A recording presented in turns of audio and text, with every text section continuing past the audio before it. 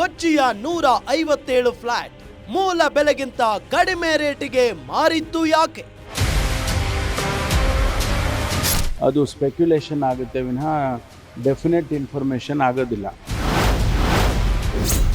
ರಾಯ್ ಡೈರಿಯ ಆ 9 ಪುಟ ಡೈರಿಯಲ್ಲಿ ಇದೆಯಾ ಅವರ ಹೆಸರು? IT ಇಡಿ ನಡೀತಾ ಇದೆ.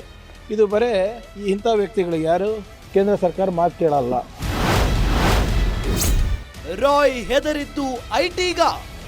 IT ಟೆರರಿಸಂ ನಡೀತಿದೆಯಾ? ನಾವ್ಯಾರಾದ್ರೂ ನೋಡಿದೀವಾ? ಒಳಗಡೆ ಇದ್ದಿದ್ದಾರು?